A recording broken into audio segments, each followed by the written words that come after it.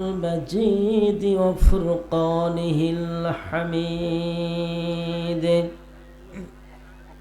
সবাই প্রাণ খুলে পড়েন আউযু বিল্লাহি মিনাশ শাইতানির রাজিম বিসমিল্লাহির রহমানির রহিম ইন্নাল্লাহা ইয়া'মুরুকুম আন তু'আদ্দুল আমানাতি ইলা আহলিহা وَإِذَا حَكَمْتُمْ بَيْنَ النَّاسِ أَن تَحْكُمُوا بِالْعَدْلِ إِنَّ اللَّهَ نِعِمَّا يَعِظُكُم بِهِ إِنَّ اللَّهَ كَانَ سَمِيعًا بصيرا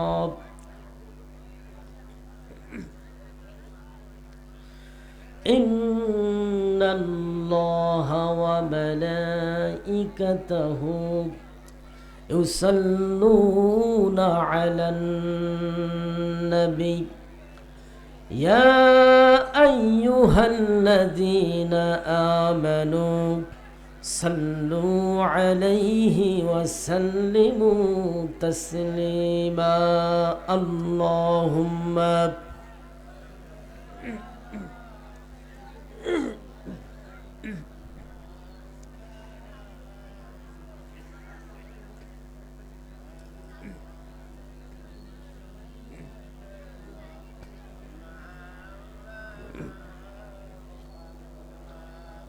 আমাকে শহীদ করে সেই মিছিলে শামিল করে নিও যেই মিছিলের নেতা আমির হামজা খোবায়েব খাবাব আল্লাহর ছিল যারা অতি প্রিয় শামিল করে নিও লিল্লাহি তাকবীর লিল্লাহি তাকবীর উত্তরবঙ্গের ঐতিহ্যবাহী জেলা নীলফামারী জেলা দক্ষিণ গয়াবাড়ি জলদানির পাড় অক্তিয়া মসজিদ ঘরের উন্নয়নকল্পে আজকের এই বিরাট তাফসিরুল কোরআন মাহফিল আজকের মাহফিলের সম্মানিত সভাপতি জনাব মোহাম্মদ রুকুনুজ্জামান বকুল সাহেব আজকের মাহফিলের সম্মানিত প্রধান অতিথি জনাব অধ্যক্ষ মাওলানা মোহাম্মদ আব্দুস সাত্তার সাহেব এবং আমার সামনে উপবিষ্ট বিভিন্ন এলাকা থেকে আগত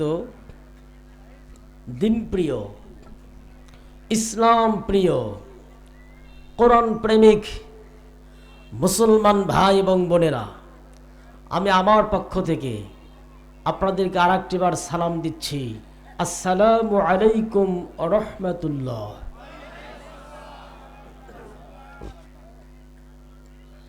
আজকের মাহফিলে আসতে পেরে আপনারা খুশি না বেজার? বেশি না কম? যদি বেশি হয়ে থাকেন তাহলে প্রাণটাকে উজাড় করে দিয়ে দিল থেকে অন্তরস্থল থেকে আমরা সকলেই পড়ছি আলহামদুলিল্লাহ। সকলেই পড়ি রব্বানা লাকাল হামদ হামদান কাসীরান তাইয়িবান মুবারাকান ফি। আমরা শুকরিয়া আদায় করলাম কার? কার? লাভ কার হলো? আল্লাহর। কার? আমাদের। কি লাভ? আমরা পড়লাম আলহামদু, অক্ষর আছে 8টি। কয়টি? কয়টি? 8টি।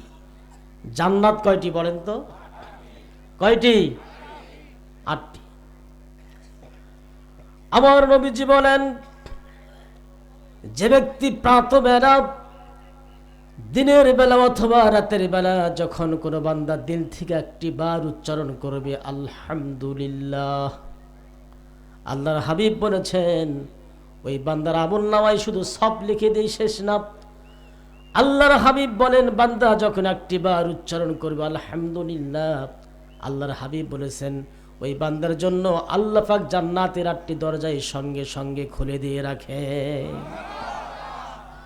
আমরা শুধু পড়বো আলহামদু, জান্নাত দিবেন কে? সন্দেহ হয়? সন্দেহ আছে? জান্নাতের মালিক কে? আমরা কার? আমাদের সৃষ্টিকর্তা কে? আল্লাহ।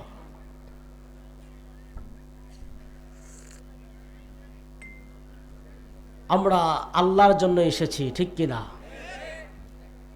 ভূমিকায় কিছু কথা না বলে আলোচনা শুরু করা যাক।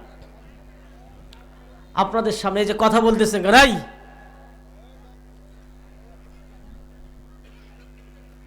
আপনাদের সামনে কুরআনুল কারীম থেকে সূরাতুন নিসা, সূরাটির নাম কি? সূরাতুন নিসা। এটা কি নারীদের নামে না পুরুষের নামে? কাদের নামে? নারী। এখান থেকে, এই সূরা থেকে 58 নম্বর আয়াতে কারিমা আমি তেলাওয়াত করেছি। এই আয়াতকে সামনে রেখে কিছু কথা বলবো ইনশাআল্লাহ। আল্লাহ পাক যেন আমাদেরকে বলার এবং শোনার সুযোগ দান করে দেন, আমরা বলি আমিন। সূরা নিসা আয়াত নম্বর 58। খুব ভালো করে খেয়াল রাখবেন, বর্তমান প্রেক্ষাপটের জন্য কিছু আলোচনা হবে। এই কোরআনে কি নেই? এই কোরআনে আপনার জীবনের জন্য যা কিছু প্রয়োজন সব কিছুকে আল্লাহ পাক ওপেন সিক্রেট করে বর্ণনা করে দিয়েছেন। সুবহানাল্লাহ বলে। কি চান? দেশ পরিচালনা করবেন? এটার কাছে আসেন। সুন্দর একটা দেশ আপনাকে উপহার দিতে সক্ষম। বিজ্ঞান নিতে চান? বিজ্ঞানের আজকে নাসার বিজ্ঞানীরা বলেছেন পৃথিবীতে সবচেয়ে নাসা থেকে বিজ্ঞান গবেষণা হয় বেশি।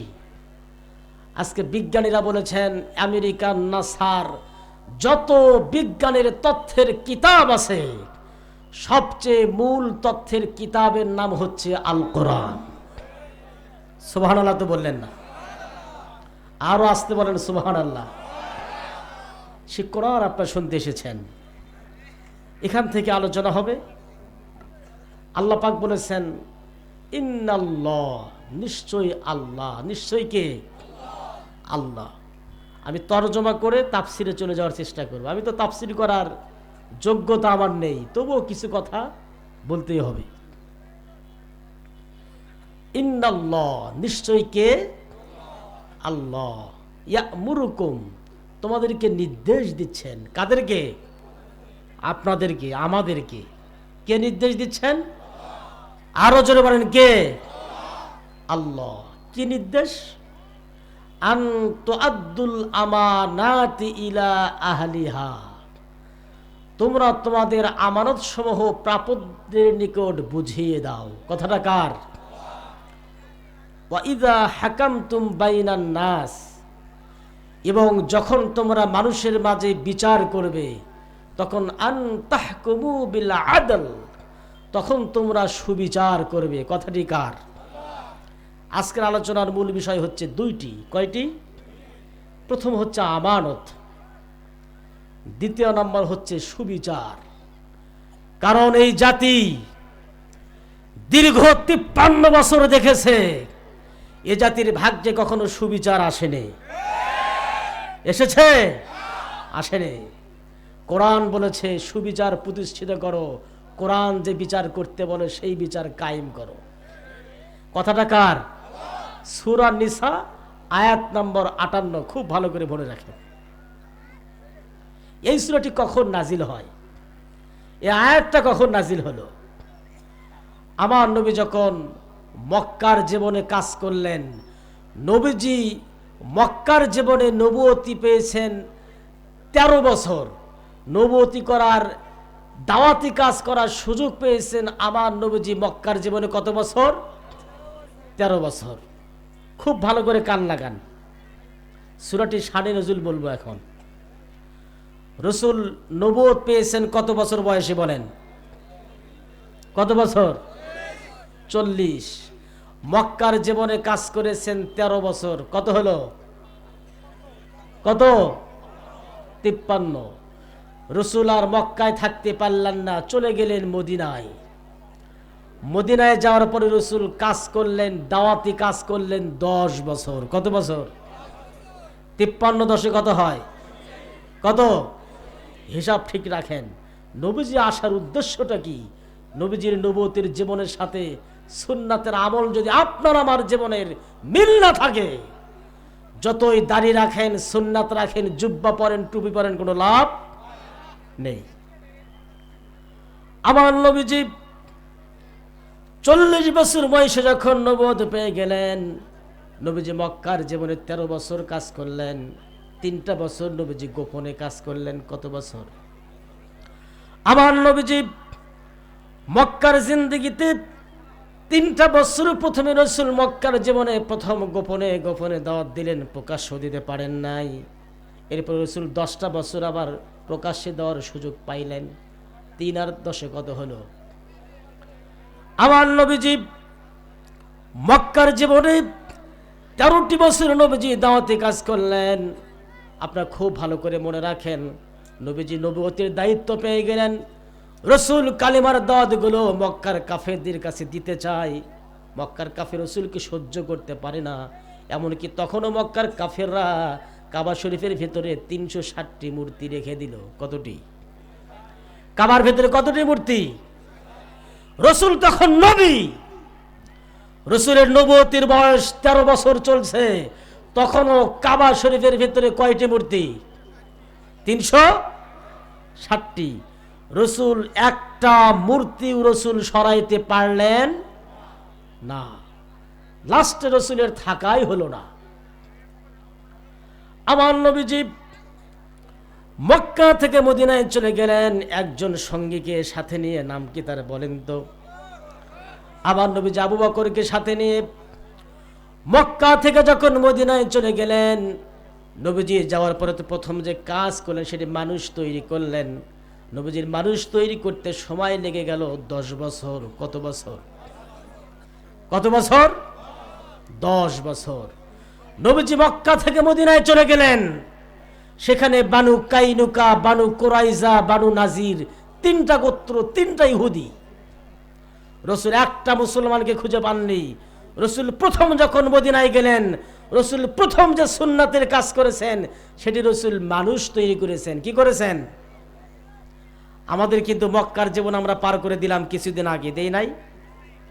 আমরা বাড়িতে থাকতে পারিনি। আমাদের জন্য প্রশাসন অ্যালার্ট ছিল।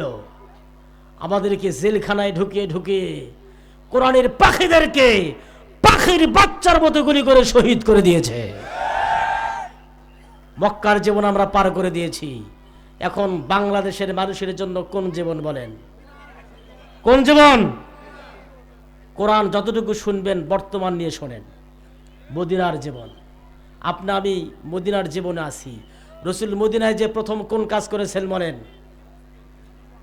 কি করেছেন? মানুষ তৈরি করেছেন ইসলামের পক্ষে। বর্তমান আমাদেরকে এই সুন্নাতটা আদায় করতে হবে। শুধু মিসওয়াক করা সুন্নাত না, শুধু জুব্বা পরা সুন্নাত না। রাসূল তায়েফের ময়দানে রক্ত দিয়েছেন, উহুদে দাঁত ভেঙে দেওয়া হয়েছে, এটাও সুন্নাত। আমার নবীজি মদিনায় চলে গেলেন। মানুষ তৈরি করলেন, 10,000 মুজাহিদ তৈরি করলেন।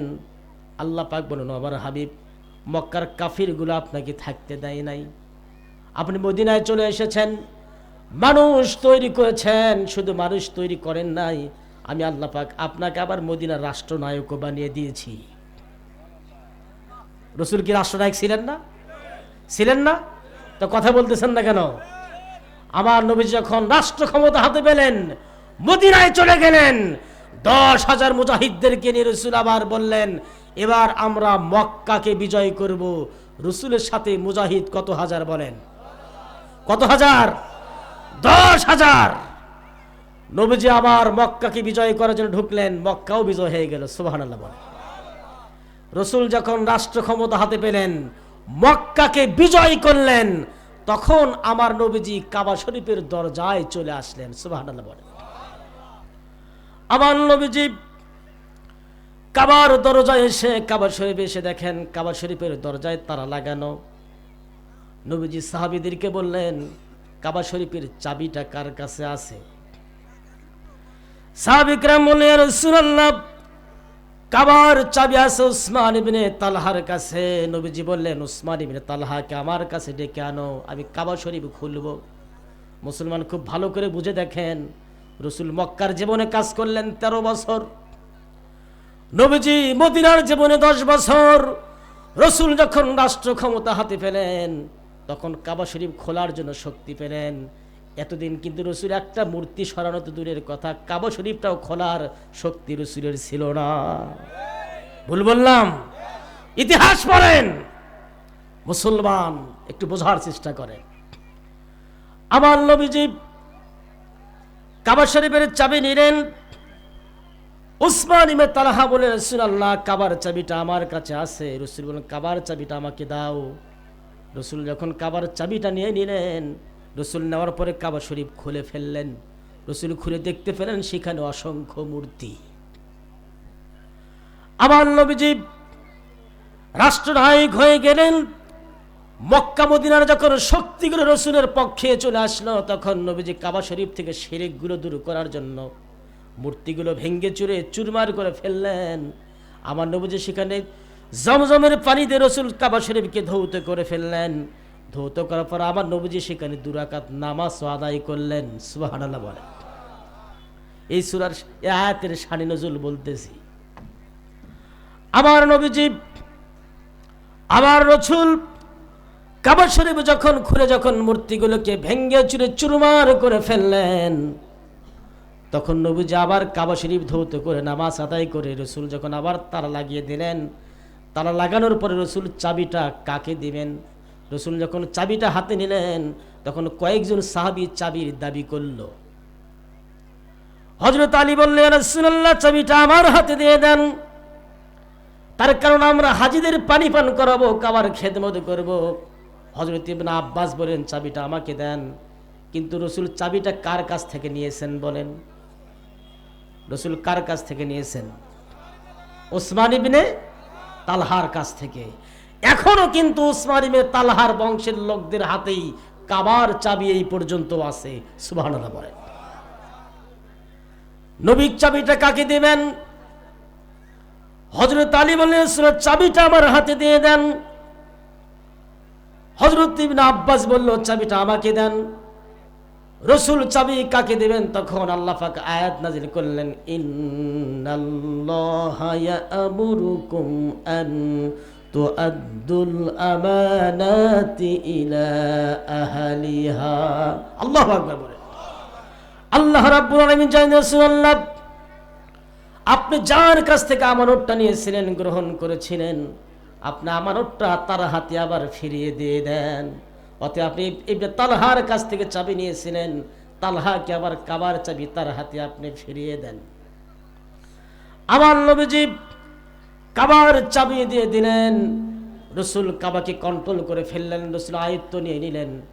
রসুল নবুয়তির 23 বছরের জীবনে রসুল কখনো কাবা শরীফ থেকে মূর্তি সরাতে পারলেন না, কাবা খুলতে পারলেন না।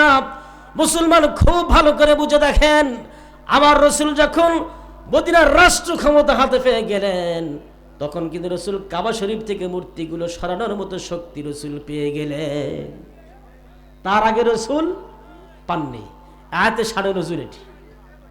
এরপর আল্লাহ পাক বলেন, আপনি যখন বিচার করবেন, ওয়াইদা হাকামতুম বাইনান নাস, তখন আপনি সুবিচার করবেন। তার কারণ যেই জাতির লোকেরা সুবিচার পাবে সেই জাতির লোকেরা জান্নাতের টুকরার ভেতরে জীবন চালাবে।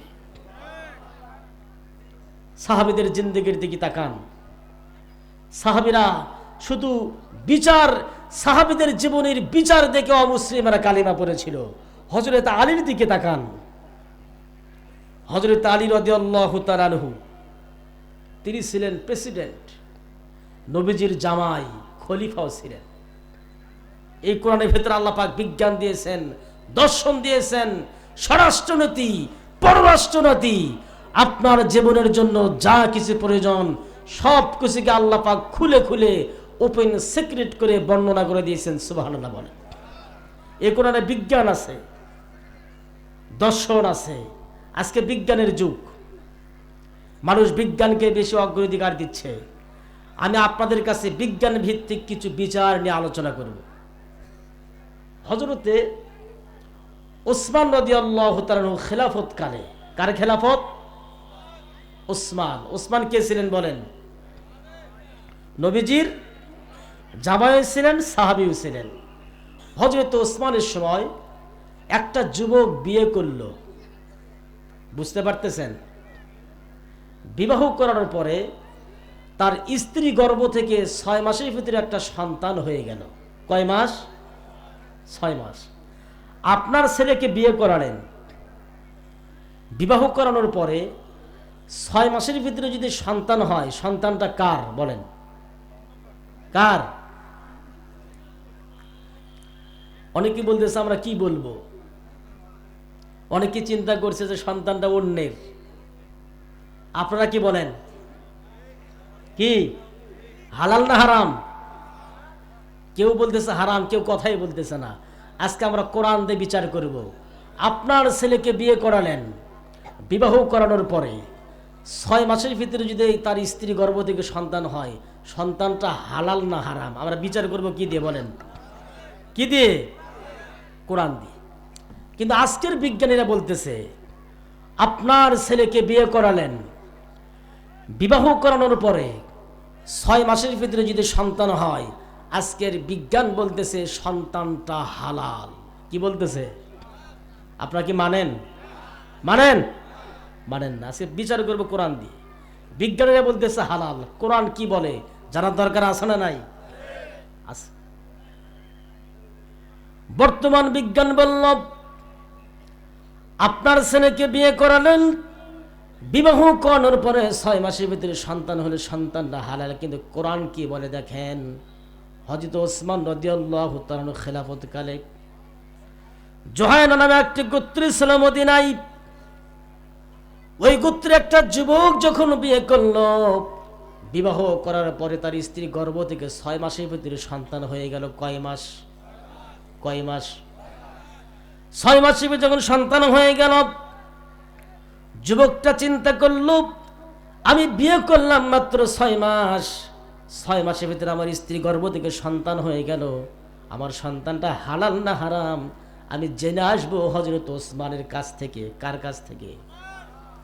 ওসমান তখন খলিফা। চলে গেলেন ওসমানের দরবারে।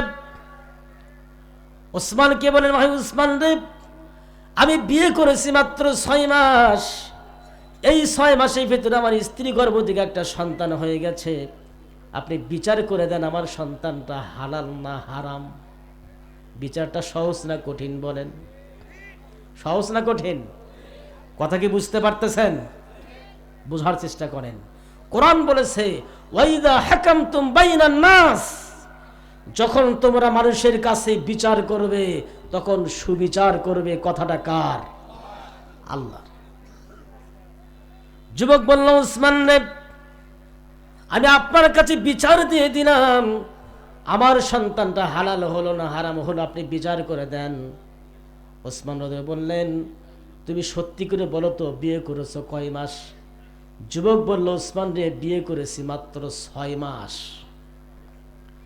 এই 6 মাসের ভিতরে আমার স্ত্রী গর্ভ থেকে একটা সন্তান হয়ে গেছে।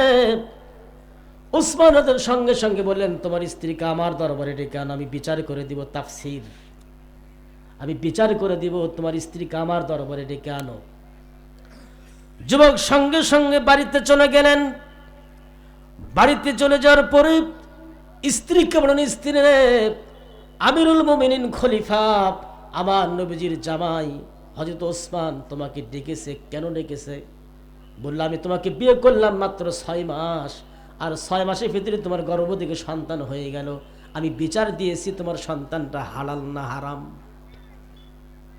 জানার জন্য বিচার দিয়েছি নবীজির জামাই উসমানের কাছে। তোমাকে যেতে হবে।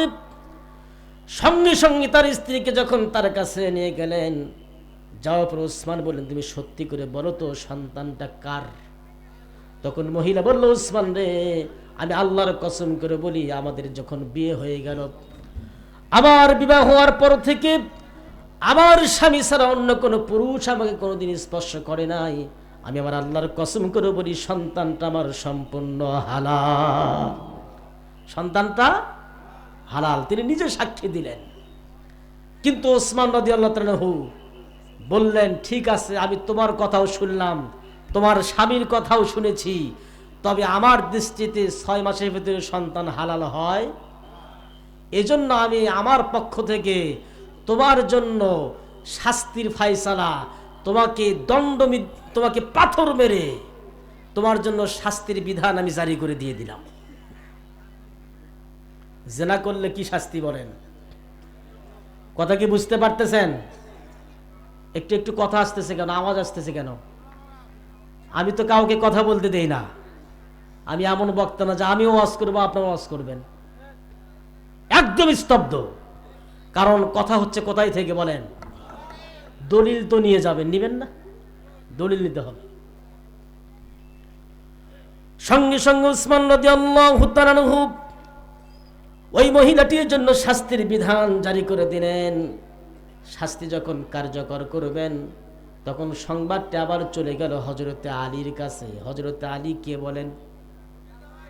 আলী কে? আলীও নবীজির জামাই, ওসমানও জামাই। আলীও খলিফা, ওসমানও খলিফা। মুসলমান তো এগুলোই জানে না। নবীজির পরিবারকে চিনতে পারেননি, নবীজির সুপারিশ নেবেন। এই সংবাদটি যখন হযরত আলীর কাছে চলে গেল, হযরত আলী রাদিয়াল্লাহু তাআলা আনহু সঙ্গে সঙ্গে দৌড়ে ছুটে আসলেন। দৌড়ে ছুটে এসে হযরত ওসমানকে বলেন, ভাই ওসমান রে, ওই মহিলাটির জন্য তুমি শাস্তি কার্যকর করতে পারবে না? ওসমান কার্যকর করবে, কিন্তু আলী বলল কার্যকর করা যাবে। দুই সাহাবীর ভিতরে কয়টা মত হয়ে গেল? কয় মত? 2টা মত। এখন শাস্তি কি কার্যকর হবে নাকি হবে না বলেন? বিচার করব কি দিয়ে? কোরআন কি বিচার করতে পারে? পারে? বিশ্বাস হয় না আপনাদের? যদি এটা বিশ্বাস থাকতো, এই কোরআনকে পার্লামেন্টে পাঠিয়ে দিতেন। বিশ্বাস নাই, শুধু নামে মুসলমান। এই মুসলমান ভোটার লিস্টের নাম দিয়ে মুসলমান দিয়ে কোনো লাভ সেদিন হবে না, যদি বাস্তব জীবনে আমল করতে না পারেন। কোরআন তো এসেছে বাস্তবতার জন্য। আজকে যদি বাস্তবে বাংলার জমিনে বাংলাদেশের সব জেলার কথা বাদ দিয়ে দিলাম, আপনাদের এই নীলফামারী জেলার যদি মূল পয়েন্টে অথবা ডিমলাতে অথবা জলঢাকায় একজন ধর্ষককে ধরে যদি বলা হতো কোরআন বলেছে কে পাথর মেরে মারা হবে, একটা ধর্ষককে যদি ধরে কোমর পর্যন্ত ডাবিয়ে দিয়ে পাথর মেরে দুনিয়া থেকে চিরে বিদায় করে দেওয়া হতো, আর এগুলোকে যদি মিডিয়াতে দেখাতে হতো, আল্লাহর কসম করে বলি, বাংলাদেশের টেকনাফ থেকে তেতুলিয়া পর্যন্ত, রূপসা থেকে পাথুরিয়া পর্যন্ত নারীরা রাতে দিনে ঘুরতো, একটা পুরুষের শক্তি হতো না কাউকে ধর্ষণ করে। কিন্তু এটা তো আমরা চাই না। কোরআন বলেছে ওয়াসসারিকু ওয়াসসারিকাতু ফাকতাউ আইদিয়াহুমা, চোর চুরি করলে তার হাত কেটে দাও। কে বলেছে? কার কথা? আছে না নাই? কোরআন বলেছে চোর চুরি করলে হাত কাটো। কিন্তু বাংলার জমিনে গোটা পৃথিবীর ভিতরে দ্বিতীয় বৃহত্তম মুসলিম কান্ট্রি বাংলাদেশ, যে দেশ 3.5 লক্ষ মসজিদকে বুকে ধারণ করে নিয়ে আছে, লক্ষ লক্ষ ইমাম, লক্ষ লক্ষ মুয়াজ্জিন, যেই বাংলার জমিনকে বুকে ধারণ করে নিয়ে আছে, গত 53 বছর হয়ে গেল, তবুও চোর চুরি করলে হাত কাটার আইন কেন জারি করা হলো না? কেন পার্লামেন্টে পাস করা হলো না? মুসলমানদেরকে শপথ নিতে হবে, মুসলমানদের ভেতরে শপথ থাকতে হবে, আমার শরীরে এক বিন্দু রক্ত থাকতে কোরআনের আইন ছাড়া অন্য কোন আইন বাংলার জমিনে প্রতিষ্ঠিত হতে দেওয়া হবে না, হবে না, হবে না।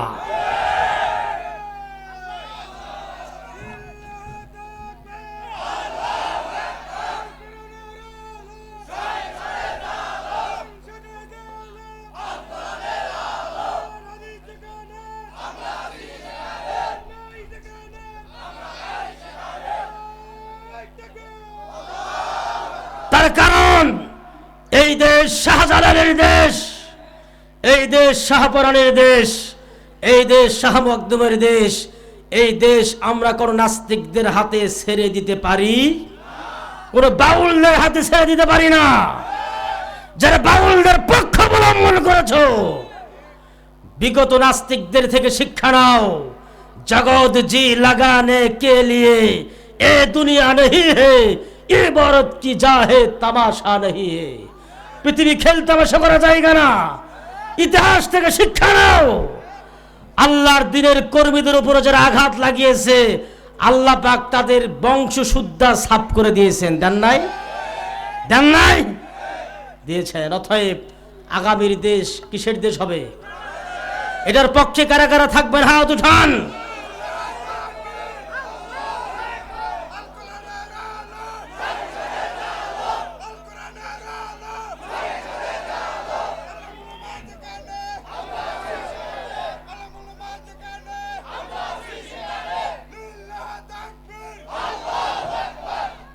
এই কোরআন আপনাকে আমাকে সুপারিশ করে আল্লাহর জান্নাতের দিকে নিয়ে যাবে, ঠিক কিনা? হযরত আলী বলল, ভাই উসমান নে, ওই মহিলাটির জন্য তুমি শাস্তি কার্যকর করতে পারবে না। ওসমান শাস্তি কার্যকর করবে, কিন্তু আলী বলল কার্যকর করা যাবে। দুই সাহাবীর ভিতরে কয়টা মত? আল্লাহ পাক আলীকে এমন কিছু জ্ঞান দান করেছিলেন, এমন কিছু জ্ঞান হযরত আলীকে আল্লাহ পাক জ্ঞান দান করেছিলেন। নবীজি আলী সম্পর্কে বলেছেন, আল্লাহ পাক আমার আলীকে অসংখ্য জ্ঞান দান করেছেন, যে জ্ঞানের খাতিরে জ্ঞান দেখে অমুসলিমরা কালিমা পড়তে বাধ্য হয়েছে। হযরত আলী এমন কিছু সূক্ষ্ম জ্ঞান তার ছিল, এমন কিছু সূক্ষ্ম, এখানে শুধু রেখে যান, এমন কিছু জ্ঞান তিনি দিয়েছিলেন বিচার প্রতিষ্ঠার ক্ষেত্রে। কারণ আজকের আলোচনার মূল বিষয় কয়টি? দুইটি। পরবর্তী টার্গেট হচ্ছে ওয়াইদা হাকামতুম বাইনান নাস। কোরআন বলেছে যখন তোমরা বিচার করবে তখন কি বিচার করবে? সুবিচার। কিভাবে? হযরত আলীর দিকে তাকিয়ে দেখেন, হযরত আলী রাদিয়াল্লাহু তাআলা সিফফিনের ময়দানে যখন চলে গেলেন, জিহাদের ময়দানে, এক হাতে তরবারি আর এক হাতে ঢাল নিয়ে হযরত আলী যখন চলে গেলেন, এক হাতে ঢাল আর এক হাতে তরবারি, সিফফিনের ময়দানে যখন চলে গেলেন, যাওয়ার পরে ঢালটা নিয়ে যুদ্ধ করতে কষ্ট হবে, এই জন্য হযরত আলী ঢালটা জমিনে রেখে দিলেন। ঢালটা জমিনে রেখে দিয়ে সিফফিনের ময়দান যখন পরিদর্শন করলেন, জিহাদের ময়দান থেকে যখন ঘুরে আবার বাড়ির দিকে রওনা দিচ্ছেন, হযরত আলী যেখানে ঢাল রেখেছিলেন সেখানে এসে দেখেন তার ঢালটি আর নেই। ঢালটি কি? ঢাল। ঢাল আপনারা চেনেন? ঢাল কাকে বলে? প্রতিপক্ষের আঘাত থেকে বাঁচার জন্য আমাদের দেশের পুলিশ বাহিনী ঢাল ব্যবহার করে না? করে না? করে। ঢাল। হযরত আলী রাদিয়াল্লাহু তাআলা আনহু ঢালটা রেখে ময়দান যখন ঘুরতেছিলেন, তখন আবার বাড়ির দিকে যখন রওনা দিলেন, রাস্তার মধ্যে যেখানে ঢাল দেখেছিলেন এসে দেখেন সেখানে তার ঢালটা আর নেই। হযরত আলী রাদিয়াল্লাহু আনহু চিন্তা করলেন, সিফিনের ময়দানে আমার ঢাল রেখে আমি যুদ্ধ করার জন্য আসলাম, ঢালটা রেখে আমি ময়দান ঘুরলাম, বাড়ির দিকে রওনা দিচ্ছিলাম, আমি যেখানে ঢাল রাখলাম সেখানে এসে দেখি আমার ঢালটা আর নেই। আমার ঢালটা কে চুরি করলো? হযরত আলী রাদিয়াল্লাহু তাআলা বাড়ির দিকে রওনা দিলেন। রাস্তার মধ্যে এসে দেখেন একটা ইহুদির হাতে তার ঢাল। কার হাতে ঢাল বলেন? একটা ইহুদির হাতে ঢাল। হযরত আলী বললেন, ঢালটা তো আমার, তুমি ঢাল কোথায় পেয়েছো? ইহুদি বলে, ঢাল আপনার না, ঢাল আমার। আলী তখন প্রেসিডেন্ট। আলী ইচ্ছা করলে ইহুদির কাছ থেকে জোর করে ঢালটা ছিনিয়ে নিতে পারতেন, কিন্তু তিনি তা করলেন না। নিজের হাতে আইনকে উঠিয়ে নিলেন না। এই পৃথিবীর জমিনে সর্বপ্রথম আইনের প্রতি শ্রদ্ধা জানিয়েছে যে ধর্ম, সেটি হচ্ছে ইসলাম। সেটি ইসলাম। ইসলাম আইনকে শ্রদ্ধা করে, সম্মান করে। ইসলাম কখনো আইনকে নিজের হাতে উঠিয়ে নেয় না। আলী বলল, ঢালটা তো আমার। ইহুদি বলতেছে, ঢাল আপনার না, ঢাল আমার। আলী তখন তার কাছ থেকে জোর করে নিতে পারতেন, তার কারণ আলীর হাতেই সমস্ত প্রশাসনিক বাহিনী ছিল কি ছিল না বলেন? তিনি জোর করে ঢালটা ছিনিয়ে নিলেন না। তিনি সোজা চলে গেলেন মদিনায়। মদিনায় একটা আদালত ছিল, যে আদালতের নাম ছিল সরাইহের আদালত। কি আদালত? সরাইহের আদালত। আদালতে চলে গেলেন, ইহুদির বিপক্ষে মামলা দায়ের করলেন। কি করলেন?